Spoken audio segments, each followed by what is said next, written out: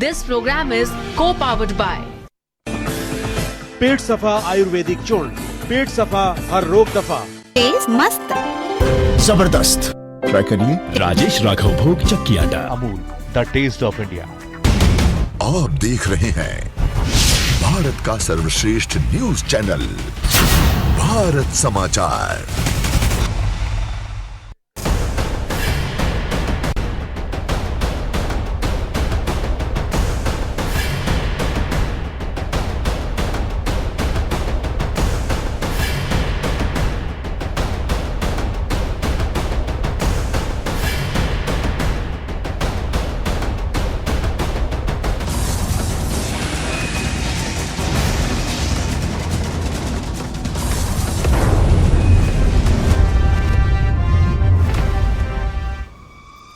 अभिवादन स्वीकार कीजिए ब्रजेश मिश्रा का और आप देखना शुरू कर चुके हैं द डिबेट। बहनों भाइयों, उत्तर प्रदेश में भारतीय जनता पार्टी एक नई रणनीति पर काम कर रही है। बीजेपी की रणनीति यह है कि पिछली बार यानी 2019 में उसे जिन 16 सीटों पर उत्तर प्रदेश में पार्लियामेंट्री सीटों पर नुकसान उठाना पड़ा था उसको वो कैसे जीते। 64 सीटें बीजेपी ने जीती थी, उनमें से 16 उसे हार का सामना करना पड़ा था। उसके बाद हुए उपचुनाव पर उसने आजमगढ़ सीट जीत ली थी और रामपुर सीट भी जीत ली थी। लेकिन बीजेपी को भी पता है कि उस वक्त के जो डेडली कॉम्बिनेशन पॉलिटिकली था समाजवादी पार्टी, बीएसपी और आरएलडी का, उसके सामने बीजेपी को बड़ी चुनौतियां थी। लेकिन उसके बावजूद बीजेपी ने फर्स्ट क्लास परफॉर्मेंस दी थी। लेकिन तब और अब में बड़ा फ़र्क आ गया है और बीजेपी कई उपचुनाव उत्तर प्रदेश में हारी है और ख़ास तौर पर मैनपुरी और उसके बाद घोसी के चुनाव में समाजवादी पार्टी की जीत ने बीजेपी को चिंता में डाल रखा है। बीजेपी व्यापक मंथन कर रही है लखनऊ में और हारी हुई सीटों पर विशेष फोकस कर रही है। क्या बीजेपी की इन तैयारियों की भनक भी अपोजिशन को है, और अगर है तो अपोजिशन ने क्या तैयारी कर रखी है बीजेपी की 64 सीटें जीतने के लिए? आज हमारी चर्चा का मुख्य केंद्र बिंदु यही है। बहनों भाइयों, उत्तर प्रदेश की राजनीति में 2024 के चुनाव की तैयारियां अभी से बहुत व्यापक रूप से शुरू हो चुकी हैं और ये तैयारियां छोटी मोटी नहीं बल्कि सभी पॉलिटिकल पार्टी जो उत्तर प्रदेश में बहुत गंभीरता के साथ चुनाव लड़ रही हैं, सब ने अपनी ताकत झोंक रखी है। आज बीजेपी की एक बहुत हाई प्रोफाइल मीटिंग लखनऊ में चल रही है जिसमें दिल्ली से लेकर लखनऊ तक के बड़े नेता दिग्गज शामिल किए गए हैं। और ये मीटिंग इसलिए हो रही क्योंकि 2019 में जिन 16 सीटों पर उसे हार का सामना करना पड़ा था, अब ये 16 सीटें कैसे जीती जाएँ। यानी 64 तो जीत ही लिए हैं, अब उनको लगता है ये 16 में भी उनको मैक्सिमम शेयर मिले। क्या ऐसा संभव है?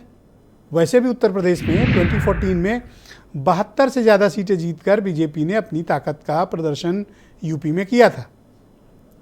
अब जब 2024 का चुनाव नज़दीक है और 2019 जैसा कोई मेगा अलायंस भी नहीं है, इस बार अलायंस है इंडिया अलायंस, लेकिन उसका जो मेजर पार्टनर था लखनऊ यूपी में बहुजन समाज पार्टी, इस बार वो साथ नहीं है। ऐसी परिस्थिति में बीजेपी के समक्ष क्या चैलेंजेस हैं? और 2022 के असेंबली इलेक्शन के बाद उत्तर प्रदेश में वर्टिकली इलेक्शंस होने लगे हैं between Bharatiya Janata party and Samajwadi party. राजनीतिक तासीर बदल गई है उत्तर प्रदेश के भीतर। यही कारण है कि वो कॉम्बिनेशन न होने के बावजूद बीजेपी को ये लगता है कि अगर हमने व्यापक तैयारी नहीं की तो विपक्ष कोई कमजोर खिलाड़ी उत्तर प्रदेश में नहीं है। यूपी का विपक्ष देश के विपक्ष जैसा नहीं है, यूपी का विपक्ष ताकतवर है। जाहिर सी बात है, यही बीजेपी की चिंता है कि अपोजिशन का मुकाबला वो कैसे करेंगे और अपने टारगेट को अचीव कैसे करेंगे। क्योंकि देश भर में जैसे राजनीतिक हालात पैदा हो रहे हैं, उत्तर प्रदेश में बीजेपी कोई रिस्क नहीं लेना चाहती है। क्यों नहीं लेना चाहती? 80 सीटें हैं। अगर नुकसान साउथ में, नुकसान पश्चिम में, नुकसान नॉर्थ ईस्ट में, नुकसान उड़ीसा बंगाल में, बिहार में हुआ तो उसकी भरपाई कहाँ होगी? और अभी 5 राज्यों के चुनाव भी विधानसभा के होने वाले, ये भी एक खटका बीजेपी के सामने है। ऐसे हालात में बीजेपी कोई कोर कसर बाकी नहीं छोड़ना चाहती है। अब मैं महत्वपूर्ण बात बताने जा रहा हूँ। बीजेपी में संगठन के सचिन तेंदुलकर, सुनील बंसल उनको ये जिम्मेदारी दी गई है दोबारा से कि ये 16 सीटों पर वो विशेष फोकस करें। सुनील बंसल के पास अब राष्ट्रीय जिम्मेदारी है, वो उत्तर प्रदेश के संगठन महामंत्री पद से मुक्त हो चुके हैं, लेकिन पार्टी को लगता है कि सुनील बंसल इस काम को बहुत अच्छे से कर सकते हैं, लिहाजा उनकी विशेष तौर पर ड्यूटी इन सीटों पर लगाई गई है। वो खुद इस बैठक का नेतृत्व कर रहे हैं और समझने की कोशिश कर रहे हैं। यानी भारतीय जनता पार्टी अपनी तैयारियों में 1 इंच भी कोई कमी नहीं छोड़ रही है। बहनों भाइयों, आज आए कुछ बयान आप सुन लें, उसके बाद हम इस परिचर्चा को आगे बढ़ाएंगे।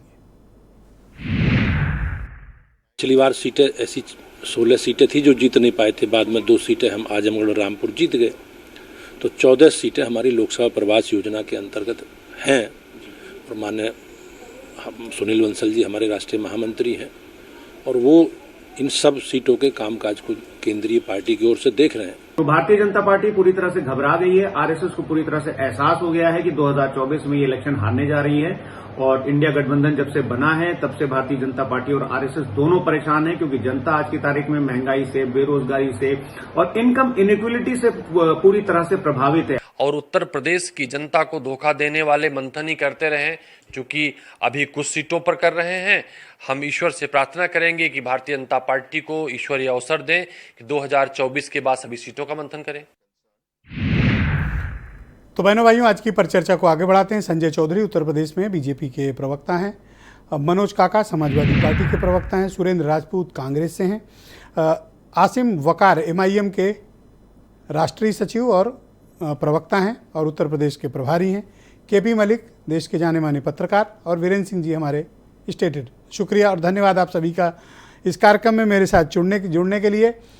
संजय चौधरी जी, कार्यक्रम की शुरुआत मैं आपसे करना चाहता हूं। आजकल आपकी पार्टी कुछ चिंता में दिख रही है, लग रहा है घोसी की हार का असर दिख रहा है। शायद यही वजह से अब आप उन सब तैयारियों को ठीक से रीचेक कर लेना चाहते हैं और फिर चेक कर लेना चाहते हैं और वापस बार बार रीचेक कर रहे हैं। आखिर कारण क्या है? देखिए, ये जो हारी हुई सीटें हैं, इस पर भारतीय जनता पार्टी कैसे जीत हासिल करे। लगभग 6 महीने पहले भारतीय जनता पार्टी ने पूरे देश में जो हारी हुई सीट है इसके लिए एक विशेष योजना बनाई थी, जिसमें 4 लोकसभा के क्षेत्र जो हारे हुए हैं उसका हमने क्लस्टर बनाया है। उस क्लस्टर पर एक केंद्रीय मंत्री की नियुक्ति है जो इन लोकसभा क्षेत्रों में जा रहा है। उस क्लस्टर का एक संयोजक है, एक सह संयोजक है और यहाँ प्रवासी कार्यकर्ताओं की टीम काम कर रही है। केंद्रीय मंत्रियों के दौरे समाप्त हो चुके हैं और उनके फीडबैक के आधार पर इस क्लस्टर्स की आज एक महत्वपूर्ण बैठक लखनऊ में आयोजित है। जो 5 लोकसभा क्षेत्र इस क्लस्टर में हैं, उनकी बैठक लखनऊ में है और हमने इसमें क्लस्टर्स में इन 5 लोकसभा क्षेत्र पे कैसे विजय हासिल की जाए, इसके लिए पूरे बूथ की संरचना पर काम किया है कि कैसे इसका माइक्रो मैनेजमेंट और बेहतर हो जाए। दूसरा, इस पर हम लोगों ने ये तय किया है कि कैसे इस लोकसभा क्षेत्र में रहने वाले विद्यार्थियों के समूह, किसानों के समूह, महिलाओं के समूह, व्यवसायियों के समूह, इन सारे समूहों के बीच में ये आप कोई पॉलिटिकल पार्टी चला रहे हो या कारपोरेट गवर्नेंस कर रहे हो कि क्लस्टर बना है, उसके ऑर्गेनाइजर हैं और ये सब, ये क्या है? देखिए, जब चुनाव लड़ा जाता है तो मुझे लगता है कि बेहतर माइक्रो मैनेजमेंट के कोई चुनाव नहीं जीता जाता। कैसे हम नीचे अधिकतम रूप पर पहुंच जाएं और अपनी योजनाओं को बेहतर ढंग से ले पाएं, इसमें हमने 3 केंद्रीय योजनाओं को विशेष रूप से आज केंद्रित किया है। नंबर 1, आयुष्मान भारत की जो योजना है, आयुष्मान भव का जो कार्यक्रम चल रहा है उसमें। दूसरा, ये जो कौशल विकास के लिए विश्वकर्मा योजना नई लॉन्च की है। और तीसरा, इस बार ये निश्चित किया गया कि कैसे देश के अंदर लगभग 95 लाख और लोगों को ये उज्ज्वला का कनेक्शन दिया जाए। कुल मिलाकर इन 3 योजनाओं में उत्तर प्रदेश में लगभग 25 लाख लोगों तक और पहुंचने की योजना है और मैं समझता हूं कि इस 25 लाख लोगों तक पहुंचकर अपने इन हारी हुई सीटों पर हम विजय के लिए परिवर्तित करेंगे। और भारतीय जनता पार्टी ने अपने स्थापित कीर्तिमानों को ही ध्वस्त। घोसी हार के बाद आपने कुछ सबक लिया, वहां भी तो आपने क्लस्टर बनाए रहे होंगे, फिर कैसे हार गए? मैंने कहा जो 3 योजनाएं हैं, आयुष्मान भव योजना के तहत अधिकतम आयुष्मान कार्ड देना, उज्ज्वला के तहत लगभग 12 लाख नए कनेक्शन देना और उसी के साथ साथ जो नई विश्वकर्मा योजना लागू की है जिसमें पिछड़े वर्ग के लगभग 18 ऐसे कौशल विकास की योजनाओं को आगे बढ़ाना, निश्चित रूप से इन योजना के माध्यम से लोगों के बीच में और ज्यादा प्रभावी ढंग से जाने का कार्यक्रम है। जैसे मैंने बताया क्या घोषी हार के बाद आपने कुछ रिव्यू किया और अपनी रणनीति में कोई बदलाव लाएंगे? नहीं, निश्चित रूप से हर हार एक सबक देती है और हमने देखा है कि पहले की हार का भी सबक लेते हुए 19 के चुनाव के पहले हम 3 राज्यों को हारे थे और उसके बाद 19 का चुनाव का परिणाम बताता है कि हमने फिर से 300 का आंकड़ा देश में पार किया था। 19 में सबसे बड़े सामाजिक गठबंधन के खिलाफ भारतीय जनता पार्टी चुनाव लड़ी थी और 19 में 50% के वोट शेयर के आंकड़े को भारतीय जनता पार्टी ने पार किया था। भारतीय जनता पार्टी गलतियों से सबक लेते हुए आगे के लक्ष्यों बहुत शुक्रिया संजय चौधरी जी, हमारे साथ जुड़े रहिएगा के लिए निश्चित रूप से संकल्पबद्ध है। बहन भाइयों, इस पर चर्चा को आगे बढ़ाते हैं। मनोज काका उत्तर प्रदेश में समाजवादी पार्टी के प्रवक्ता हैं। आप देख रहे हैं बीजेपी कितनी तैयारी की है, क्लस्टर बनाए हैं, जोन बनाए हैं, जोन को भी माइक्रो मैनेजमेंट किया है और भी बहुत कारपोरेट तरीका इन्होंने पॉलिटिक्स का बनाया। आपको फिक्र नहीं होती कि आपकी बाकी बची ज़मीन को कब्जा करने के लिए इन्होंने क्या क्या तैयारी कर रखी है? आप इससे विचलित नहीं होते हैं? कतई नहीं। हम लोग कहीं भी इन तरह के जो क्लस्टर बन रहे हैं और जो फसाद हो रहे हैं, जिस भाषा का प्रयोग किया जा रहा है उससे विचलित नहीं होते। इसलिए नहीं विचलित होते कि जो आपने ठीक सवाल किया अपने शुरुआती संदर्भ में कि वही सारे क्लस्टर और सारे उत्तर प्रदेश के कैबिनेट मंत्री, उत्तर प्रदेश के मुख्यमंत्री, केंद्रीय मंत्रियों का रोज फोन, सारे थानेदार और सारे डिस्ट्रिक्ट मजिस्ट्रेट और घोषी का कप्तान सब लगा हुआ था। वहाँ समाजवादी पार्टी गठबंधन 57% वोट पाया, भारतीय जनता पार्टी 20%। और आपको बता रहे हैं कि वही सेमीफाइनल नहीं सर, 37%, 20% का अंतर था। हम लोग 57% पाए। तो उसी तरह का क्लस्टर ध्वस्त होने जा रहा है और इनको चाहे जितने जीत ले, लेकिन इनका पूरा आज समूचा चरित्र, मैं बस थोड़ा सा विषयांतर करूंगा साहब। पर इनसे सीखना क्यों नहीं चाहते हो आप? इनकी जो माइक्रो मैनेजमेंट है, इनके किसी चीज से समाजवादी लोग तो कम से कम नहीं सीखना चाहते हैं।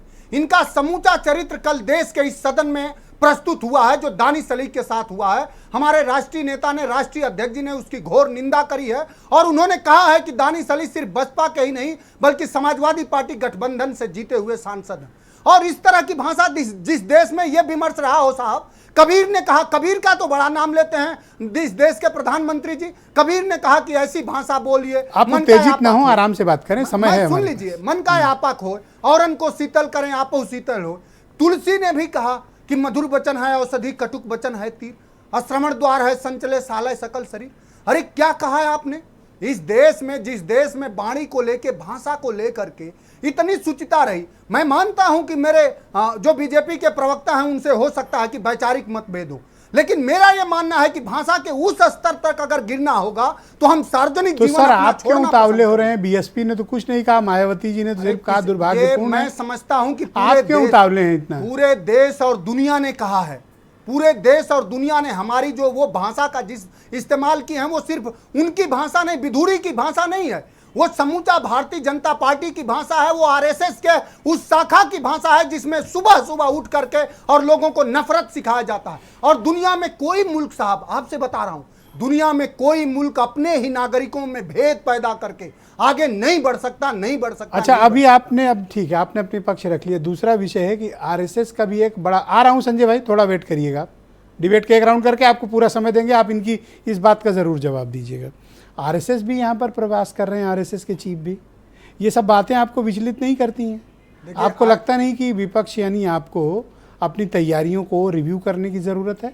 हमारी सारी तैयारियां हैं और आपके माध्यम से बता रहे हैं कि समाजवादी पार्टी गठबंधन जो हमारी तैयारी है, राष्ट्रीय अध्यक्ष जी लगातार उसका अवलोकन कर रहे हैं और हम लोग उसकी समीक्षा करेंगे और समय आने पे आपके सामने प्रस्तुत किया जाए। जो प्रवास का सवाल है मोहन भागवत जी के, मोहन भागवत जी ने अभी कुछ ही दिन पहले ये कहा है कि इस देश में आरक्षण रहना चाहिए। मोहन भागवत जी से यह सवाल है कि आपके प्रवास और आपके प्रबोधन और आपके संबोधन में क्या पैदा होता है? आपके प्रबोधन, संबोधन और आपके प्रवास में उसी विधुड़ी जैसा लंपट, अमर्यादित, सर इस तरह के शब्द ना असभ्य। इस्तेमाल करें। Thank soon you. लीजिए मैं अपनी साहब, डिबेट में ऐसे असभ्य- शब्द नहीं चाहता। असभ्य सांसद सर उसको वहीं रहने दीजिए, सर, पार्लियामेंट में रहने अरे दीजिए, किस या ना तरह के बोलिए। शब्दों का मैं समझता बहुत हूं धन्यवाद कि आपका, कम थैंक से you. Come Bharatiya Janata party मैं को सुरेंद्र माफी राजपूत को मांगनी इनवाइट चाहिए। करता हूं। और मनोज सुन भाई। लीजिए, मैं खत्म कर रहा हूं। धन्यवाद। संजय सिंह को आपने सस्पेंड कर दिया, राघव चड्ढा को, डेरेक को सस्पेंड कर दिया। सेकंड राउंड अब में क्या बोले ना। दिलाएंगे आप? Thank you. अब क्या ये उसी का बढ़ा हुआ रूप है जिसमें इनके बहुत एक बहुत सांसद धन्यवाद। ने- मैं सुरेंद्र मैं राजपूत खत्म को कर रहा हूं आमंत्रित साहब। करता हूं। बहुत बहुत जब शुक्रिया गोली आपका। मारो के वाले धन्यवाद, बयान को बहुत भी बहुत आप धन्यवाद आपका।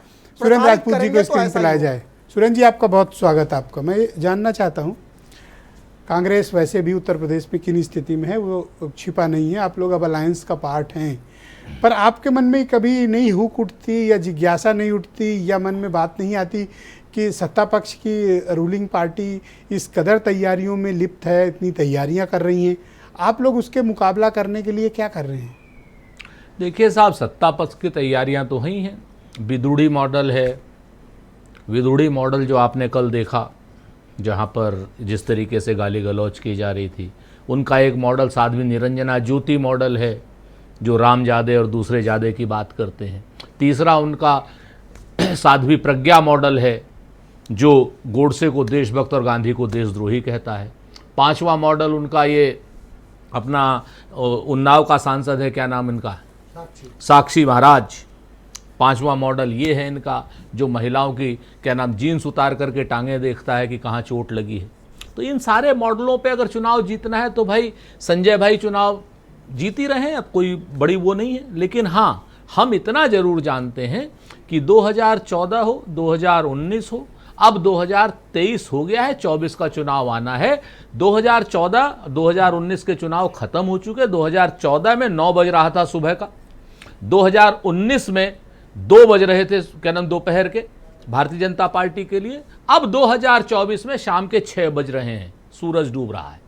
नरेंद्र मोदी जी का सूरज डूब रहा है, भारतीय जनता पार्टी स्वयं मान चुकी है, संघ स्वयं मान चुका है। और प्रमाण के साथ मैं कहता हूं कि बेंगलोर क्या नाम ने दिखा दिया, कर्नाटक ने दिखा दिया और हिमाचल प्रदेश ने दिखा दिया कि मोदी जी का सूर्य अस्तांचल पर है। सर उनके पास मॉडल है, तो आपकी दुकान मोहब्बत वाली जो खोली है, कुछ बिक रहा है हमारे पास या काउंटर ठप है? इनके पास मोदी है, मॉडल है, हमारे पास मुद्दे हैं, हमारे पास राहुल है, हमारे पास पूरा इंडिया गठबंधन है, हमारे पास उस गठबंधन में एक से एक जो है हीरे हैं जिसको कह सकते हैं, जिन्होंने समाज को बदलने का काम किया। हमारे पास लालू जी हैं, अखिलेश यादव जी हैं, मल्लिकार्जुन खड़गे साहब हैं, ममता बनर्जी हैं, हमारे पास मल्लिकार्जुन खड़गे साहब के साथ साथ एम.के. स्टालिन साहब हैं, हमारे पास नीतीश कुमार। ये तो पर्सनालिटीज हैं आपकी मोहब्बत की दुकान में, प्रोडक्ट भी कुछ है, मुद्दे हैं ना, आप हमको बता दीजिए कि बताएं कौन सा मुद्दा आप क्या चाहते हैं कि चुनाव विदुड़ी मॉडल पर हो, जहां पर एक पक्ष को मां बहन की गालियां दी जा रही। लाखों लोग सुन रहे हैं सर, मैंने एक बार भी विधुड़ी या उसके मुद्दे को नहीं बोला।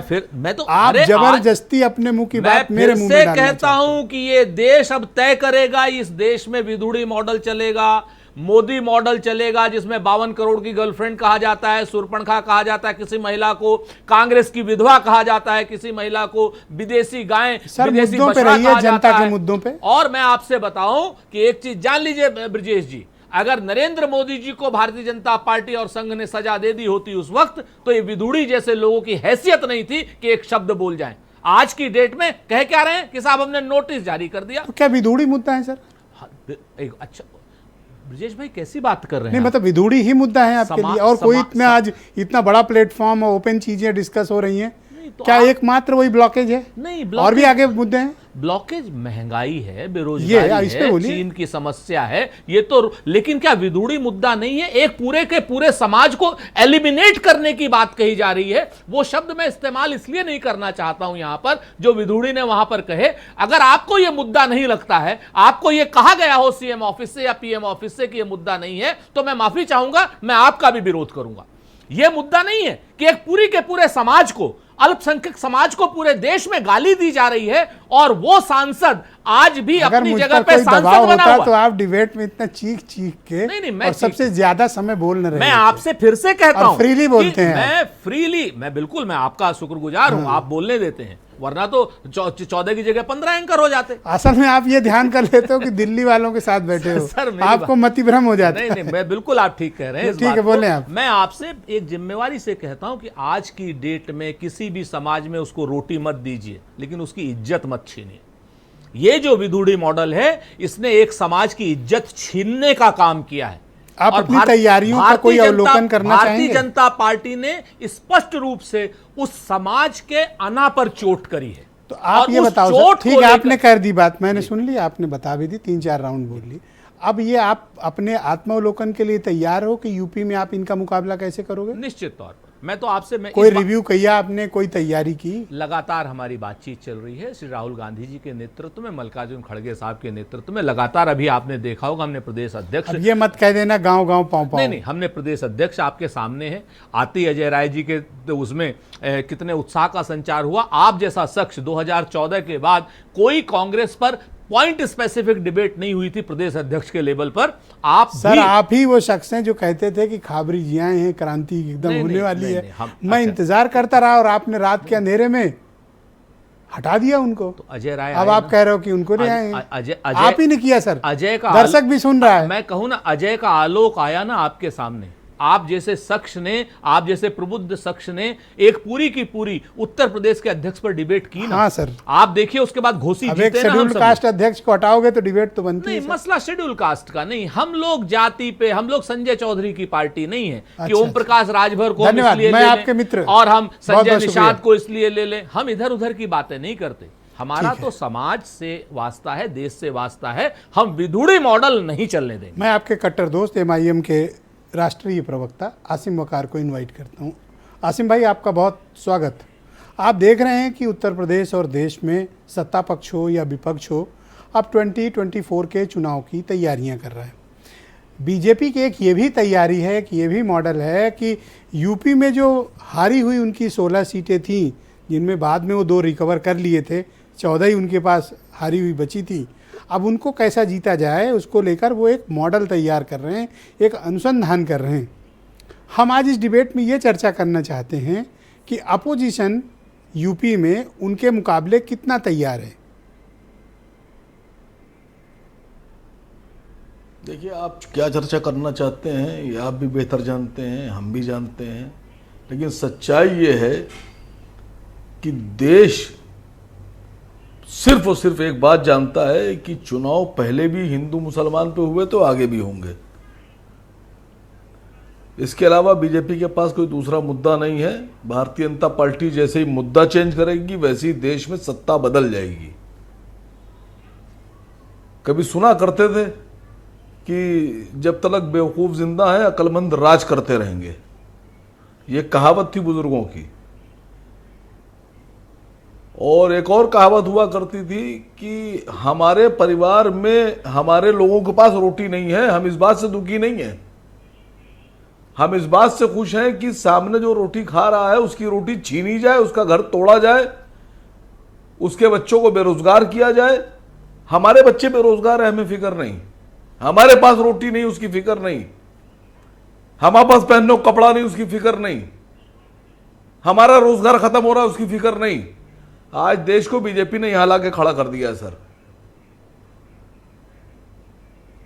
पहले जो चुनाव होते थे उसमें होता था कि मुसलमानों को डराया जाता था हिंदुओं से कि हमको वोट दो वरना हिंदू तुम पे सवार हो जाएंगे। भारतीय जनता पार्टी ने सेम प्लेटफॉर्म पे खाली कंसेप्ट बदल दिया। अब वो 80% हिंदुओं को डराती है कि 20% मुसलमान तुम्हें खा जाएंगे, और वो 80% डर रहे हैं। जी, आप बात कीजिए, कहते हैं देखिए हुकूमत में आ जाएंगे, देश पे कब्जा लोग कहते हैं कि आपका भी काफी सहयोग है इस डर के वातावरण हो जाएंगे। सर मैं तो बिल्कुल नहीं बोल रहा हूं। अब आप इल्जाम लगा लीजिए, वो तो अलग की बात है सर। मैं तो ये कह रहा हूं कि जो चुनाव है वो रोजगार पे होना चाहिए, चुनाव झूठ और सच पे होना चाहिए, चुनाव भुखमरी पर होना चाहिए, चुनाव महंगाई पे होना चाहिए। जितनी देर में बोला हूं उतनी देर में एक बार बताइए कि मैंने हिंदू मुस्लिम किया हो। आगे भी नहीं करूंगा, पूरा चेक कर लीजिएगा। थोड़ा 15-20 कैमरे और माइक वाइक लगा लीजिए मेरे आगे। और आज इतना बदलाव आपके भीतर कैसे आ गया कि आप इस देश के स्पेसिफिक प्राथमिक मुद्दों पर चर्चा कर रहे हैं और कहते हैं 15 कैमरा लगा लो, यही बोलूंगा। इतना परिवर्तन कैसे आ गया आप में? नहीं सर, मैं हमेशा से ऐसे ही हूं। मसला ये है कि एक तरफ देश और एक तरफ दल, तो पहले देश को चुन लीजिए। लेकिन भारतीय जनता पार्टी के जो लोग हैं वो कहते हैं देश बाद में, पहले हमारी सरकार, हमारी पार्टी, हमारा एजेंडा। उनके लिए देश नहीं है सर, हम लोग देश की पहले बात करते हैं। और आप लोगों से भी गुजारिश कर रहे हैं, आप डिबेट में और डिबेट के अलावा भी एक सच्चाई की खबरें चलाइए। इनसे पूछिए कि क्या कर रहे हो देश के लिए। चुनाव में हम लोग जा रहे हैं, चुनाव मोड शुरू हो गया है। भारतीय जनता पार्टी परेशान है, भारतीय जनता पार्टी को हार दिख रही है, भारतीय जनता पार्टी को पराजय दिख रही है। भारतीय जनता पार्टी आपके 3 मित्र बैठे हैं यहाँ पे, संजय चौधरी से तो मैं पूछ ही चुका हूं। एजेंडे पे लाया जाए। आपके 2 और मित्र हैं, श्रीमान सुरेंद्र राजपूत और श्रीमान मनोज काका। मैंने इन दोनों से पूछा, तसल्ली से पूछा, हर तरह से पूछा, छत से पूछा, दरवाजे से पूछा, खिड़की से पूछा, हर तरह से पूछा, पर ये कुछ अपनी तैयारी बता ही नहीं रहे। अब मैं क्या करूं इनके साथ, कैसे पूछूं? नहीं, मसला देखिए, विपक्ष से आप तैयारी पूछ रहे हैं। मसला यह है कि सरकार अपना एजेंडा पहले साफ करे। सरकार से आप पूछ नहीं रहे। अब इनसे पूछिए। अगर अब आपको कमाल बताऊं, आपसे बड़ी मजेदार बात, नाम नहीं लूंगा, 2014 से पहले जब मैं डिबेट में जाया करता था तो एक टीवी की एंकर महोदया हुआ करती थी। वो हमसे कहती थी उस वक्त 2014 से पहले कि इतनी महंगाई, 360 का सिलेंडर 390 का हो गया है, सरकार बदलना चाहिए। 60 रुपए का डॉलर है और सरकार बदलना चाहिए। और पेट्रोल देखिए कहां पहुंच गया है, 58 रुपए और 60 रुपए में पेट्रोल बिक रहा है। और देखिए लूटमार मची हुई है और कांग्रेस पार्टी लूट रही है। तो हम कहते थे हाँ बात तो आपकी ठीक है, महंगाई कम होना चाहिए। वही एंकर महोदया हमसे टकरा गई अभी पिछले साल। तो मैंने जब उनसे कहा कि 100 रुपए का पेट्रोल बिक रहा है, अरे सुनिए तो उन्होंने जवाब क्या दिया। कहने लगी वकार भाई देखिए वो पैसा तो खजाने में जा रहा है देश के। तो हमने कहा अच्छा ये 2014 के बाद से जो पैसा है पेट्रोल का वो खजाने में जा रहा है। कहने जी, और हमने 2014 से पहले कहा जाता था मनमोहन जी की जेब में जाता था। हाँ, पर ऐसे जेब में जाता था। पर ऐसी डिबेट्स में आप खूब जाया करते हैं आजकल। एंकर सर एंकर्स का स्टैंडर्ड देखिए, आप पत्रकारों का स्टैंडर्ड देखिए। मतलब वो जूता पहनकर आंखों में घुसे जा रहे हैं। अब लड़ाई जो है, लड़ाई समझिएगा आप, होता क्या है, होता क्या है सर कि लड़ाई जो है वो कई प्लेटफॉर्म पे लड़ी जा रही है। तो कैसे आप निपट पाते हैं? कई फ्रंट जब आपके सामने ऐसी डिबेट्स में आते हैं तो उस दुविधा का सामना आप कैसे करते हैं फिर? मैं जवाब दे रहा हूं आपको। देखिए एक साहब से मैंने पूछा, अभी परसों की बात है, मैंने कहा खाली इतना बता दीजिए कि बिस्कुट कौन सा खिलाया जाता है आपको। मैंने उनसे पूछा कि वो बिस्कुट कौन सा खिलाया जा रहा है कि आप तो बड़े वफादार हो गए, पालतू बिल्कुल। सर ऐसा मत बोलो पत्रकारों को, ये उचित भाषा नहीं है। कान से लेकर कान तक ये उचित भाषा नहीं है, गलत है सर। आप ऐसे तुलना नहीं कर सकते। आपकी असहमति हो सकती है पर आप किन्हीं पत्रकारों को ऐसे नहीं कर सकते। सर नहीं, मैं नाम ही नहीं ले रहा हूं सर। मैंने तो तुलना तो कर रहे हो सर। कौन सा खिलाया जा रहा है, मतलब गुड्डे खा रहे, अरे सुनिए सर, पार्ले जी खा रहे हैं, गुड्डे का खा रहे हैं, या प्रिया जी गोल्ड खा रहे हैं, या सोने वाला बिस्कुट खा रहे हैं। कौन सा बिस्कुट है जो आप इतने वफादार और इतने पालतू हो गए? इंडिया अलायंस वाले भी कहते हैं कि ऐसा क्या है और ऐसा क्या मिल रहा है कि बी टीम में बैठे हैं वकार साहब। नहीं, ये तो हमारी भाषा, हमारी आइडियोलॉजी, हमारी मानसिकता आपको भी पता है और इंडिया अलायंस वालों को भी पता है। मैं अपनी गारंटी ले रहा हूं, मुसलमानों की अपनी गारंटी अपनी तो ले रहा हूं कि मैं जान दे सकता हूं लेकिन कभी भी देश विरोधी लोगों के साथ नहीं खड़ा हो सकता। ये वचन है मेरा।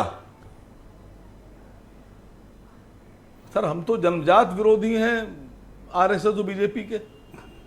अब सामने वाला अपने को प्रूफ नहीं कर पा रहा है, वो हम पे इल्जाम लगा रहा है, तो सर ये हमारी गलती नहीं है, ये उनकी गलती है।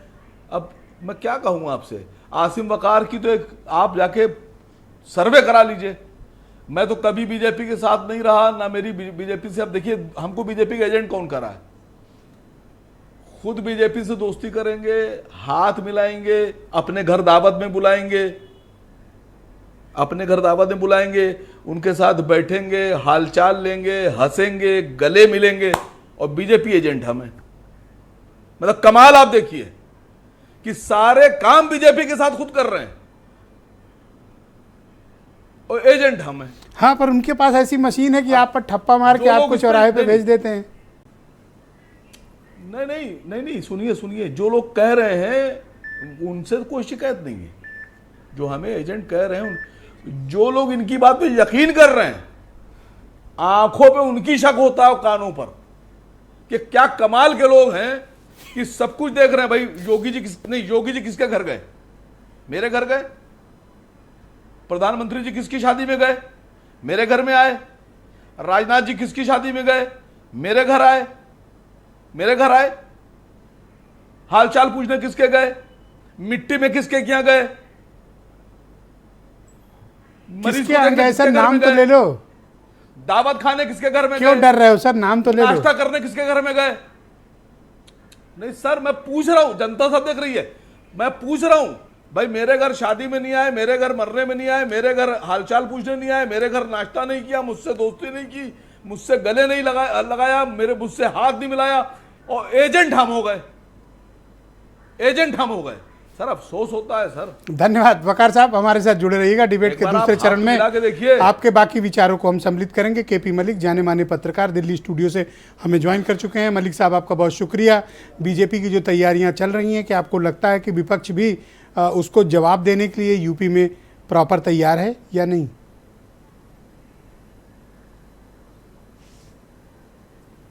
देखिए ब्रजेश जी, विपक्ष की जो तैयारी है उत्तर प्रदेश में, उसको कोई बहुत ज़्यादा मेहनत करने की ज़रूरत नहीं है, अपने आप ही विपक्ष की तैयारी हो जाएगी। भारतीय जनता पार्टी जो भी तैयारी कर रही है, उसमें इस बार थोड़ी दिक्कतें भारतीय जनता पार्टी को आएंगी। उसके तमाम कारण हैं। 10 साल की एंटी कॉम्बेंसी है, मंत्रियों की, सांसदों की एंटी कॉम्बेंसी है, और मेरी खबर ये है कि भारतीय जनता पार्टी कुछ एमपीओ के टिकट भी बदलने जा रही है। उसी का मंथन भारतीय जनता पार्टी कर रही है, और तमाम कारण हैं। अगर आप देखेंगे कि किसान जिस तरह से थोड़ा नाराज़ भारतीय जनता पार्टी से है, तो ज़्यादातर किसान ओबीसी में आता है, और ओबीसी, और ख़ासकर आज की मैं खबर आपको बताता हूं कि जाट आरक्षण की भी तैयारी पश्चिम उत्तर प्रदेश में लोग कर रहे हैं। तो मुझे पश्चिम उत्तर प्रदेश में भाजपा की थोड़ी मुश्किल बढ़ती नज़र आ रही है। लेकिन इस बीच में ब्रजेश जी थोड़ा सा मायूस हुआ हूँ वकार साहब को सुन के। आपने टाइम भी बहुत ज़्यादा उनको दिया, लेकिन वकार साहब ने आज दानिश साहब पे कुछ नहीं बोला, विधुड़ जी की कोई तारीफ़ नहीं करी उन्होंने, इस मामले पे वो बोले ही नहीं। जबकि कांग्रेस के प्रवक्ता हमारे राजपूत साथी जो हैं, उन्होंने बहुत कोशिश करी, उन्होंने ज़्यादातर मुद्दे को उसी तरफ लेके गए, लेकिन वकार साहब आज कुछ बोले। हाँ, मैंने भी हर तरह से चेक किया, थोड़ा सा कुछ, लेकिन आज इस मुद्दे पर पता नहीं क्यों वो चुप्पी अख्तियार की। और आपने तो उनको, हाँ आपने पूरा मौका, जी आपने, मैं इनको हमेशा पूरा मौका देता हूँ सर। आप कभी भी देखें, मैं अन्य प्रवक्ताओं के मुकाबले उनको 30 सेकंड अतिरिक्त देता हूँ। 3 मिनट देते हैं सर अतिरिक्त। अब ऐसे मत बोलो। 30 नहीं दिया आपने, मुझे लगता है 2 से 3 मिनट एक्स्ट्रा उनको दिया है। दिया सर, रिकॉर्ड देखेंगे, पर वो नहीं बोले तो उन्होंने थोड़ा मायूस हमें किया है ब्रजेश जी। अभी क्या करें अपन, तो हमने तो टाइम दिया, अब उनकी आवाज नहीं निकली। दूसरा में ये, हाँ, तो इसमें थोड़ा सा देखिए क्या है कि अगर हम देखें बात, अगर हम यहाँ पे दानिश की करें तो राहुल गांधी तुरंत उनके यहाँ पहुँच गए, तो विपक्ष की कहीं ना कहीं तैयारी होगी। और ये अगर हम बात करते हैं महंगाई की, बेरोजगारी की, ये मुद्दे इस बार जो है इन चुनाव में कोई महत्वपूर्ण मुद्दे नहीं हैं, और ना इन मुद्दों पे चुनाव होगा। भले ही विपक्ष कहे, कांग्रेस कहे, चुनाव तो एक ही मुद्दे पे होता है, हिंदू मुस्लिम के मुद्दे पे या मंदिर मस्जिद के मुद्दे पे, उसी पे मुझे लगता है ये चुनाव भी होगा। और उसकी तमाम चीज़ें आपको दिखाई दे रही हैं, क्योंकि मुझे नहीं लगता कि 25 साल का अनुभव 3 बार के विधायक विदुड़ी हैं, 2 बार के सांसद हैं। इस तरह की जो भाषा का प्रयोग वो नई संसद में कर रहे हैं, नए लोकतंत्र के मंदिर में कर रहे हैं, वो बिना जाने अनजाने इस तरह की चीज़ कर रहे हैं। तो मुझे लग रहे हैं कि वो अपने आकाओं को खुश करने के लिए, एक माहौल बनाने के लिए उन्होंने ये जुमला संसद में छोड़ा है। और एक बार नहीं बोला है उन्होंने, अगर आप ध्यान से देखेंगे कई बार बोला है। तो मैं इसको भी चुनाव के मद्देनजर देखता हूं कि नया मामला एक ये जो है जनता में छोड़ा गया है, और उस पर मायावती जी का खामोश रहना और राहुल गांधी का दानिश के घर पहुंच जाना जताता है कि मामला कुछ और है, जो हम देख रहे हैं वो नहीं है। जी, तो अपोजिशन के पास प्रिपरेशन का वो लेवल है जो बीजेपी इस वक्त तैयारी कर रही है? देखिए ब्रजेश जी, जो बीरेन जी आप सुन पा रहे हैं मुझे? जी आप बोले, आप विपक्ष का मलिक साहब बोलिए। कहा जनता, देखिए जनता में कई सारी चीजें हैं। आपको अगर आप देखेंगे, दलित भी कहीं ना कहीं भारतीय जनता पार्टी से उस तरह से नहीं जुड़ा हुआ है जो 2014। थैंक यू, बहुत शुक्रिया आपका। मैं बीरेन जी को इनवाइट करता हूं इस डिबेट में। बीरेन जी, मैं आपसे समझना चाहता हूं कि तैयारियों के मसले को लेकर आज हम लोग रिव्यू कर रहे हैं कि बीजेपी अपनी तैयारियों के स्तर को कहां तक बढ़ा रही है। और जैसा कि संजय चौधरी भी अभी कह रहे थे, क्लस्टर बने हैं, जोन बने हैं, संयोजक हैं, सह संयोजक है, 4-4 सीट का ब्लॉक बनाए हुए हैं, रोज़ रिव्यू होता है, दिल्ली से नज़र रखी जा रही है। तो बीजेपी जब इतना सब कुछ तैयार कर रही है तो अपोजिशन क्या कर रहा है? ये बात तो सही है कि भाजपा एक बड़ा संगठन है और उनके पास तैयारी का स्तर बड़ा है। वो पन्ना से लेके मतदाता सूची के और गांव बूथ हर जगह पर उनकी अपनी तैयारी रही है, और इसीलिए वो चुनाव जीतते रहे हैं, सत्ता में भी रहे हैं, संसाधन भी है।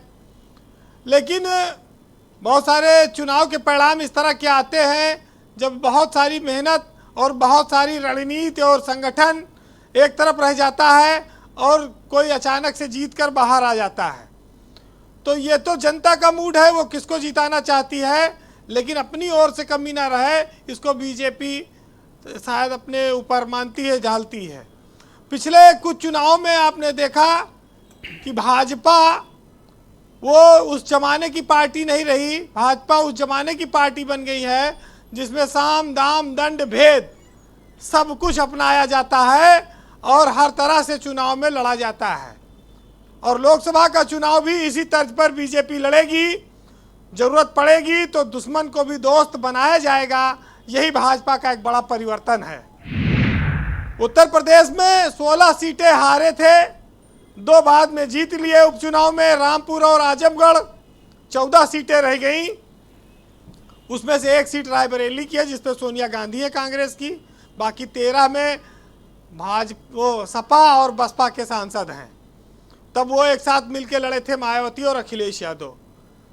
अब ये बात जरूर है कि भाजपा ने आजमगढ़ और रामपुर तो उपचुनाव जीता, लेकिन जब आम चुनाव आएगा तो वो इन सीटों को दोबारा जीत पाएगी, इसको लेकर उसके नेता खुद असमंजस में हैं। वो खुद श्योर नहीं है, क्योंकि वो जानते हैं ये बड़ा गढ़ है समाजवादी पार्टी का, इसको यहाँ जीतना, कायम रख पाना इतना आसान नहीं है। हर चुनाव को कठिन माना जाता है और मोदी को तीसरी बार प्रधानमंत्री बनाने के लिए बीजेपी ये चुनाव लड़ रही है। और एक लंबा वक्त 10 साल का बीत रहा है मोदी के नेतृत्व में, और इस दौरान बहुत सारी चीज़ें आई। नोटबंदी 2 बार हुई, बहुत सारा इस देश में परिवर्तन आया, रोजगार, तरक्की, विश्व स्तर पर नाम रोशन करना, कई सारे दावे भाजपा के रहते हैं। लेकिन उत्तर प्रदेश ये तय करेगा कि केंद्र में किसकी सरकार बनेगी। यूपी में बीजेपी की अगर बड़ी जीत नहीं होती है तो केंद्र में सरकार बनाना उनके लिए कठिन हो जाएगा। इंडिया का जो गठबंधन है वो एनडीए पर कितना भारी पड़ेगा ये उत्तर प्रदेश से तय होगा। आज यही कारण है कि निषाद और अनुप्रिया पटेल को साथ लेने के बावजूद बीजेपी दारा सिंह, ओम प्रकाश राजभर को भी अपने साथ लाती है और लोगों को भी जोड़ने में लगी है। जातीय समीकरण बिठा रही है कि कोई एक सीट पर चूक ना होने पावे। ब्रजेश जी, भाजपा के पास बड़े रणनीतिकार हैं, जितनी तैयारी उतने रणनीतिकार। योगी आदित्यनाथ उनके मुख्यमंत्री हैं, 2 डिप्टी सीएम हैं, भूपेंद्र चौधरी हैं, कई सारे बड़े नाम हैं। लेकिन ऐसा लगता है कि हारी हुई सीटों के नाम पर ही सही लेकिन आने वाले वक्त में सुनील बंसल उत्तर प्रदेश में भाजपा के चुनाव के प्रभारी और बड़े रोल में नजर आ सकते हैं। यानी कि सुनील बंसल के हाथों में लोकसभा चुनाव की बागडोर जाने वाली है और ये बात बहुत साफ है कि उनकी देखरेख में ये चुनाव लड़ा जाएगा। इस पर काफ़ी कुछ स्थिति साफ है। हालांकि भाजपा वाले बड़ा राष्ट्रवादी लोग हैं, स्वदेशी का बहुत नारा देते हैं, लेकिन आप देखोगे सबके हाथ में विदेशी आईफोन ही नज़र आएगा।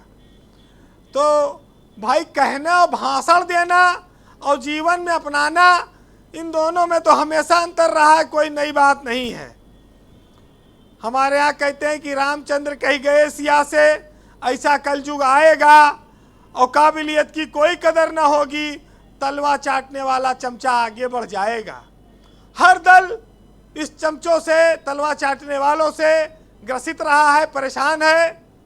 और हमने देखा है कि इस देश में धीरे धीरे बीजेपी का कांग्रेसीकरण हो गया है और ये कांग्रेसीकरण बीजेपी को नुकसान भी पहुंचाएगा, क्योंकि जो कर्मठ भाजपाई हैं वो उतना महत्व नहीं पा रहे हैं।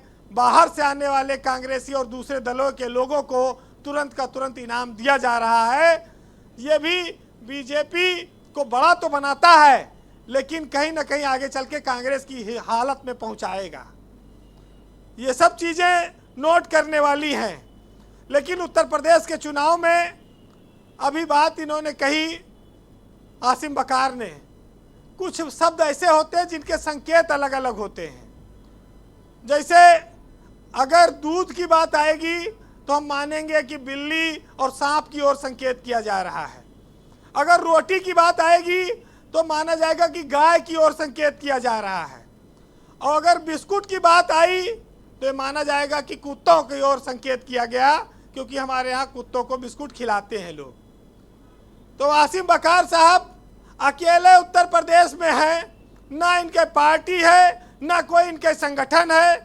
ये समाजवादी पे भरपूर कीचड़ उछालते हैं, ये कांग्रेस पर भी खूब ईंटा पाथर फेंक रहे हैं, क्योंकि इनको कोई चिंता नहीं। आंख बंद करो, चारों ओर फेंकते रहो, जहां लग जाए, जे चोट खाई जाए हमारा क्या जाता है। ठीक बात है ना? करें वीरें। तो ये वो हाल है इनका। मतलब इस छत पे खड़े होकर चौतरफा पत्थर फेंक रहे हैं, जिसको लग जाए, क्योंकि उनका अपना कुछ है नहीं है घर में कोई चुटाने वाला।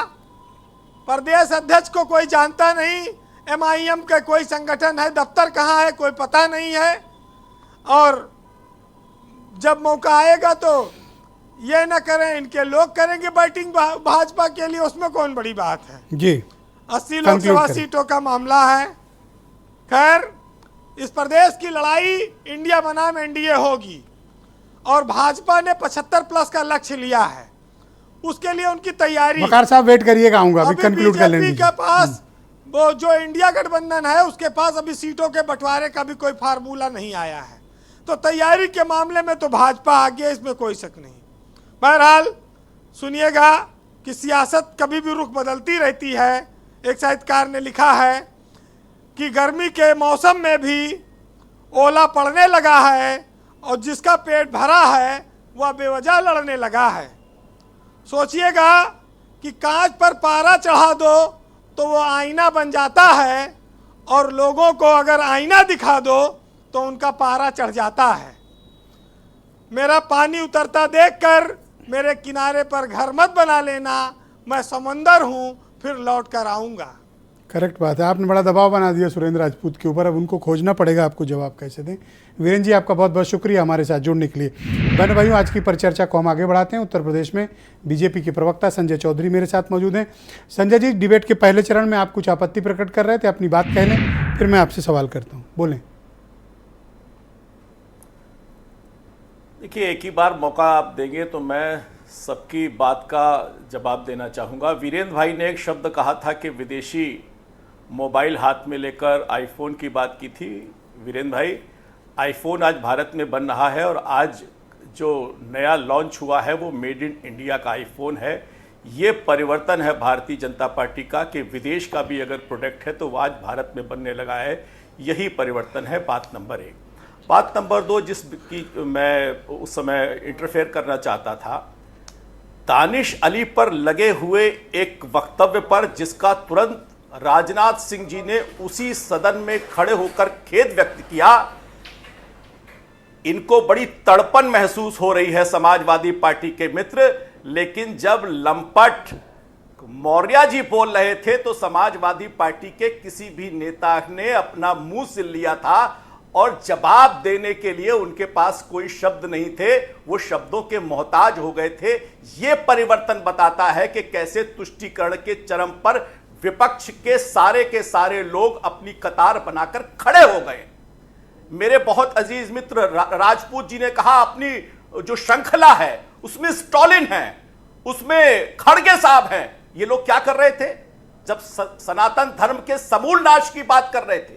एक व्यक्ति ने व्यक्तिगत टिप्पणी कर ली तो आप में तलबलाहट है, आप में विक्षिप्तता है। सदन में करा व्यक्तिगत, सदन में करा। मैं आपको समय दूंगा, अपनी बारी में बोलना। उनको बीच में नहीं बोले। ना please wait, please wait, please vote, please wait, please wait, please wait, please wait. कहां है स्टॉलिन और कहां है खड़गे? यही आपकी परंपरा है, यही आपकी भाषा है, यही भाषा है आपकी। ना एक सेकंड रुकिए। आप लोग डिबेट को दूसरी दिशा में ले जा रहे हैं। Manoj ji please cooperate. मैं आपको समय दूंगा, अपनी बारी में बोलिएगा। मनोज जी ने गलत बात। आपकी सत्ता है, आप यही मनोज जी मुझे आपको म्यूट करना पड़ेगा, समय कम है, डिबेट को सिस्टमैटिक चलाते हैं। सिर्फ संजय चौधरी बोलेंगे। क्या संजय चौधरी जी? Okay, thank you Manoj ji, शुक्रिया। मनोज जी धन्यवाद। आप नहीं सुनेंगे, मैं फिर कह रहा हूँ शांत हो जाइए। मनोज जी की आवाज बंद कर दीजिए, मनोज जी की आवाज बंद करिए। संजय चौधरी जी, क्या आप रमेश बिधूड़ी के बयान को इंट्रोड्यूस, रमेश बिधूड़ी के बयान का समर्थन करते हैं? आप ये कहना चाहते हैं? मैंने क्या कहा? राजनाथ जी ने तत्काल उसके खिलाफ बोला कि नहीं बोला? स्वयं उस सदन में राजनाथ सिंह ने एक भी पल गवाए माफी मांगी कि नहीं मांगी? मांगी। रमेश बिधूड़ी कब माफी मांगेगा? रमेश बिधूड़ी कब माफी मांगेगा? ऐसे डिबेट नहीं चलती ना, मैं दूंगा समय, आप बोल लेना ना। अखिलेश यादव को माफी मांगेंगे? किस बात को लेके? किस बात को लेके? क्या बात कर रहे हो आप? क्या अखिलेश यादव इस भारतीय राजनीति में पहले ऐसे शख्स हैं कि उनका एक कोई बात आप अमर्यादित नहीं सुन सकते? एक बयान दिखा दो, एक बयान। अखिलेश यादव भारतीय राजनीति के वो चमकते हुए सितारे हैं जिनके भाषा का, व्यवहार का पूरे दुनिया में लोग कायल हैं। क्या पता है, क्या जानते हैं संजय भाई? एक अखिलेश यादव जी का एक अमर्यादित भाषा, व्यवहार, बटन बता दोगे, राजनीति छोड़ दूंगा, राजनीति छोड़ दूंगा। अखिलेश यादव पे उंगली मत उठाओ, अरे दिए हो सूरज पे उंगली मत उठाओ संजय, दिए सूरज पे उंगली मत उठाओ। अखिलेश यादव जी का जलवा देखो, 57% जनमानस उनके साथ है, इसीलिए मैं बात कर रहा हूं। जाओगे, ये लंपटता छोड़ दो, आपकी हेकड़ी आपको डुबो देगी। भारतीय जनता पार्टी का अहंकार और हेकड़ी उसको डुबो देगी। मुंशी प्रेमचंद जी ने कहा था तभी आपको प्रतिष्ठा पूरी प्रामाणिकता से होती है, सद्व्यवहार में होती है, हेकड़ी और रुआब दिखाने में प्रतिष्ठा नहीं होती है। सनातन को स्वीकार करने की बात करते हैं। धन्यवाद, बहुत बहुत शुक्रिया। अब इस तरह न लड़ें, कृपया इन दोनों को शांत करें। धन्यवाद, बहुत बहुत शुक्रिया, बहुत बहुत धन्यवाद, बहुत बहुत धन्यवाद। आप दोनों शांत हो जाएं, दोनों शांत हो जाएं, कृपया शांत हो जाएं। हाँ राजपूत जी, आप कुछ कह रहे थे, बोलिए। 3-4 चीज़ें हैं। अभी मुझे उम्मीद नहीं थी कि संजय भाई कुछ ऐसा कहेंगे, लेकिन अब संजय भाई की भी अपनी पार्टी की मजबूरी है, व्यक्तिगत रूप से तो अच्छे इंसान। अब आप देखिए इन्होंने क्या कहा। मैंने आपसे पहली भाषा में कहा था कि राजनीति का विदूढ़ीकरण करने के साथ ही ये लोग चुनाव लड़ेंगे और कोई तैयारी नहीं है इनकी। चंदा चोरी करेंगे, स्टॉलिनकरण नहीं होता क्या राजपूत भाई? एक मिनट सर, मैं आपके एक शब्द बोलकर दिखाइए। मैं एक बीच में आपके, मैं उस पर एक शब्द कह के दिखाइए। यहाँ चुनौती देता हूं आपको। यहाँ पर भाजपा ने क्या ब्रजेश मिश्रा जी की जगह पर संजय चौधरी को एंकर बना दिया? तो एक सेकंड संजय जी रुक जाओ जरा। हाँ बोलिए, आप बोलिए। मतलब आपको कम से कम, आप तो सभ्य इंसान हैं, आप तो लालजी टंडन की परंपरा के आदमी सर बोलो, आप छोड़ो, आपका क्या हो गया आपको? ये मतलब आपकी भी संगत खराब हो गई लालजी टंडन जी के साथ जाते ही, मतलब उनके जाने के बाद संगत आपकी भी खराब हो गई। अब 2 मिनट। हाँ नहीं संजय चौधरी जी, आपको उनको सुनना चाहिए ना, सिर्फ सुरेंद्र राजपूत बोलेंगे। सुरेंद्र राजपूत जी को बोलिए। 2-3 चीजें कह रहा हूं। मैंने सबसे बड़ी बात इनसे पूछी, हमने आपसे पहले उसमें कहा कि राजनीति का जो विदुड़ीकरण है, क्योंकि इनके पास और कोई मुद्दा रहा, नरेंद्र मोदी जी का भी सूर्य अस्तांचल हो गया, उनके पास भी वोट नहीं रहे, ले दे करके थोड़े बहुत योगी जी बचे हैं, उनके सामने इन लोगों ने इतने मुद्दे खड़े कर दिए, घोषी चुनाव हरवा दिया भाई लोगों ने, दिल्ली वालों ने, अमित शाह जी ने, सब लोग। अब राजनीति सिर्फ गाली गलौज से चलेगी, चंदा चोरी से चलेगी राजनीति इनकी, राजनीति महंगाई करा करके चलेगी इनकी, हिंदू मुसलमान करा करके चलेगी, और सनातन धर्म के पीछे छुप करके चलेगी इनकी। संजय जी टाइम दूंगा प्लीज। राजनीति में सनातन धर्म एक दक्षिण में जो बात आई, उस बात को लेकर के एक वक्तव्य के पीछे, अरे सनातन धर्म में संजय चौधरी साहब इस सनातन धर्म को शक नहीं हिला पाए, हूण नहीं हिला पाए, मंगोल नहीं हिला पाए, मुगल नहीं हिला पाए, ये आपे के टाइम में काहे कितना खतरे में आ गया? आपको शर्म नहीं आती कहते हुए? नरेंद्र मोदी जहां पर हो, योगी आदित्यनाथ जहां पर हो, थैंक यू सर, जहां कंक्लूड पर करें। अध्यक्ष आपको नहीं सर, अब जवाब देने दीजिए, क्योंकि इन्होंने हाँ, कहा टाइम कि भी कम है सनातन पे सर, नहीं बोले। थोड़ा ही वक्त बचा है, मैं बोलिए। आपको बताऊं, अयोध्या के नाम हाँ, मैं पर दूंगा सर। अयोध्या के नाम पर जब ये लोग मंदिर में चंदा चोरी करते हैं, तब कोई नहीं बोलता। विदेश में 18 बार उस जी जिनपिंग को चाय पिलाते हैं, झूला झुलाते हैं, आगे पीछे घूमते हैं, उसके बाद कोई नहीं बोलता, लाल लाल आंखें नहीं दिखा पाते, सेना के पीछे चुप जाते हैं। चंदा चोर जो लोग हैं, आज सनातन धर्म को आप बचाने बहुत की बहुत बात शुक्रिया। करेंगे। मैं आसिम वकार को राम ने आमंत्रित करता आपको हूं। बनाया है, आप राम को सर नहीं बहुत बनाए बहुत हुए। धन्यवाद आपका, वोटों बहुत बहुत की शुक्रिया, राजनीति के लिए थैंक यू। इतना नीच काम मत कीजिए संजय चौधरी जी। आप बहुत लोग बहुत निर्लज्ज शुक्रिया, रूप से बहुत बहुत सनातन सर, धर्म के शब्दों की पीछे मर्यादा छुपे बनाए हुए रखें और सर। मेरे सनातन आसिम धर्म वकार को बदनाम आमंत्रित करते करने का हैं। काम कर रहे हैं। हाँ वकार साहब, उस वक्त शर्म आप नहीं हाथ आती उठा रहे आपको थे, क्या सनातन कहना धर्म चाह को रहे बदनाम करते हुए? थे? आसिम वकार गो अहेड, कुछ कह रहे थे आप, बोलिए। मैंने वीरेंद्र भाई चले गए, मैं वीरेंद्र भाई पे टिप्पणी करता नहीं कभी, वीरेंद्र सिंह साहब चले गए। एक शेर आज पढ़ना चाह रहा था कि हम तो दरिया हैं, हमें अपना हुनर मालूम है, जिधर से चल पड़ेंगे रास्ता हो जाएगा। हमको कहाँ किधर पत्थर फेंकना है, क्या करना है, वो हमें पता है। दूसरी बात, अभी केपी मलिक साहब ने कही कि आसिम वकार दानिश अली साहब पे बोले नहीं। सर आप पत्रकार हैं, आप अपडेट रहा कीजिए। 4 घंटे पहले ही मैंने एक वीडियो जारी करके बयान दिया है, और मैं उसमें का नहीं हूं कि वो बिदुड़ी फुदुड़ी जो है वो माफी मांगे। जितना आप गिड़गिड़ाइएगा इनसे माफी मांगने के लिए, ये उतना स्ट्रांग मैसेज अपने लोगों को देंगे। दानिश अली साहब का एक वीडियो आया कि अगर नहीं होगा तो मैं सदन छोड़ने पर सोच सकता हूं। मैंने उनको भी कहा है, सदन वदन मत छोड़िएगा, मैदान छोड़ के मत जाइएगा, और जब अगला मौका मिले सदन में तो जो डू कर रहे थे ना, खड़े हो जाइए, कहिएगा ए खड़े हो, तुम हो डू, समझ गए ना? मैं दूसरे मेल का आदमी हूं सर, मैं माफिया फीफी पे यकीन नहीं रखता। उनके ऊपर क्यों अकड़ रहे हो आप? उन्होंने तो पूछा कि भाई लाइव डिबेट में बैठे हो, आप पक्ष नहीं रख रहे हो, आप उनसे कहते हो 4 घंटे पहले में हो सकता है ना देख पाए हो वीडियो। नहीं, आप ऐसे क्यों कह रहे हो? सुनिए सर बात कर रहा हूं, डिबेट में कुछ बोलेंगे आप? जवाब दिया मैंने। अब नहीं सर, मैंने जवाब दे दिया, मैंने जवाब दिया है कि कोई माफी की बात ना कीजिए, अपनी तरफ से कुछ ना कीजिए, तैयारी कीजिए और इंतजार कीजिए कि जवाब कब देना है। जो अल्फाज उसने इस्तेमाल किए हैं, वो बिदुड़ू ने, वही अल्फाज सेम इस्तेमाल कीजिए उनके खिलाफ, उसके बाद कार्रवाई कीजिए।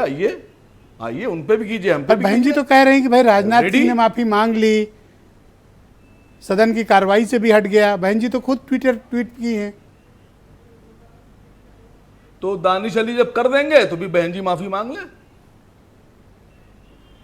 मैं तो दानिश अली साहब से कह रहा हूं, करिए, सेम अल्फाज इस्तेमाल कीजिए जिस तरह किए गए उसी तरह से। ओके, मैं केपी मलिक साहब को आमंत्रित करता हूं। केपी मलिक साहब गो अहेड, अब आप इनसे पूछ सकते हैं, अब बाकी कह सकते हैं, बताइए। वकार साहब देखिए फिर गलत राय दे रहे हैं दानिश अली जी को कि जिस भाषा में विदुड़ी ने पूछा है आप भी उसी में करिए, तो गलत बात है। हमें ये लग रहा था कि वकार जी दानिश अली नहीं, एक विपक्ष के नाते कहेंगे कि भाई जिस प्रकार से तमाम, चाहे वो राहुल गांधी हों, चाहे वो आम आदमी पार्टी के नेता हों, चाहे अधीर रंजन चौधरी, जिस प्रकार से सदस्यता उनकी गई है क्या विदुड़ी जी की भी सदस्यता जाएगी केपी या मलिक साहब राजनाथ जी अपना के काम माफी कीजिए मांगने आप। से मामला खत्म हो गया? अभी आप मैं तो वकार सिर्फ साहब ये को नहीं जानना- पहचाने हैं, उन्होंने सर। कोई बयान पहले जारी अरे आज कर क्यों दिया है। इतने आप अभी द्वेलित अपना हैं? काम आप क्यों कीजिए, सबसे झगड़ा कर रहे हैं वकार आप साहब? पे आ रहे हैं। नहीं कोई झगड़ा नहीं कर रहा हूं सर, कोई झगड़ा नहीं कर रहा हूं वकार मैं। साहब हमारे मित्र बहुत पहले से हैं, आप भी जानते अपना हैं काम मिश्रा कीजिए। जी, आप कि वकार इतने बड़े साहब पत्रकार का नहीं है जब कि टिकट आप ड्यूटी मैसेज में देते बंटवाए फिरें थे, और तो आप हमने लोगों को बताया मशवरा था देते कि फिरें। वकार साहब अपनी को बात रखिए, हो पार्टी ने जाइए। टिकट भी नहीं दिया, उम्मीदवार में भी नहीं रखा। सबसे ज्यादा लड़ाई ये लड़ते हैं, सबसे ज्यादा कद्दावर नेता उत्तर प्रदेश के वकार साहब हैं। लेकिन वो सारी चीजें फिर भी हमारे मित्र हैं, वकार साहब जो कहेंगे हमें सहर्ष स्वीकार है, ये हमारे दोस्त हैं। दूसरी बात ये कहें, वकार साहब जिस प्रकार से बता रहे नहीं, थे, हम आपके दोस्त सिलेंडर, नहीं हैं महंगाई, सर। दूसरा हमारी आपकी पेट्रोल, कोई दोस्ती ये नहीं है। तमाम हमने आपको आज तक मुद्दे देखा इस बार नहीं। चुनाव से गायब रहने हमने वाले आपको हैं। फेस टू फेस नए देखा नए तक नहीं मुद्दे आज। आएंगे। आप काहे के दोस्त हैं वकार मेरे? साहब कुछ कहना चाहते हैं शायद। नहीं कोई दोस्ती नहीं मेरी आपसे सर, कोई दोस्ती नहीं है। आप बीजेपी के पत्रकार हैं, बस मैं इतना जानता हूं। हम और आप जो है, हम और आप सबसे बड़े दुश्मन हैं। अरे छोड़िए सर, चलिए हम और आप बड़े दुश्मन हैं, ये रख लीजिए, कुछ तो रखिए, कुछ तो रखिए आप हमसे, कोई बात नहीं। मेरी आपसे कोई दोस्ती नहीं है भाई। Thank you. रहेंगे नहीं। मनोज काका आपको 20 सेकंड है, फिर उसके बाद मैं संजय चौधरी को करेक्ट करता हूँ। 20 सेकंड में अपनी बात खत्म करिए। यस मनोज काका गो जो भारतीय जनता पार्टी मलिक साहब शुक्रिया, थोड़ा वक्त का भारतीय जनता पार्टी का जो समूचा चरित्र है वो वही है जो चिन्मयानंद का चलिए, है, जो टाइम सेंगर खत्म का है, आपका। जो रमेश आपका बिधूड़ी टाइम का है। खत्म, जाइए। वसीम भाई को बस इतना वकार साहब आज पत्रकार बना दिया ना वसीम भाई को आज इतना आप कहा जा सकता आज है दूसरों को आप कि अपमानित करने की कोशिश कर रहे हैं, ठीक नहीं है। वीरेंद्र सिंह जी ने बहुत देशज और सहज भाषा मैं में कर ही बता नहीं रहा हूं दिया सर, मैं तो कि इज्जत वसीम बढ़ा रहा हूं। भाई मैंने तो जैसे बीजेपी लोग का कितना पत्रकार कह बिस्कुट दिया खा रहे हैं। इनको, देश की सबसे बड़ी पार्टी का पत्रकार थैंक यू, कह दिया सर बहुत इनको। शुक्रिया। संजय चौधरी जी इनका गो तो सम्मान बढ़ा दिया मैंने। अब कोई बीच में नहीं, अनइंटरप्टेड 20 सेकंड है। संजय चौधरी गो 20 सेकंड। अब सोचिए, एक सरकारी सेकंड बंदा। तसल्ली बख्श रहा हूं भाई, रुक जाओ, कितना बड़ा सम्मान कर रुक दिया जाओ मैंने भैया, इनका। रुक जाओ। ऐसा क्या आज उतावले हो, झगड़ा है क्या घर में आज? बोलिए चौधरी जी। नहीं कोई झगड़ा नहीं सर, मैं तो सम्मान बढ़ा रहा हूँ, आप कह रहे सम्मान गिरा रहा हूँ। चाहूंगा कि देखिए 2014 आरोप मत लगाइए मुझ पर। देश के चुनाव में मूलभूत मुद्दे समाप्त हुए हैं। जैसे बिजली, सड़क और पानी पर जो चुनाव होते थे, आज बिजली, सड़क और पानी पर चुनाव नहीं है।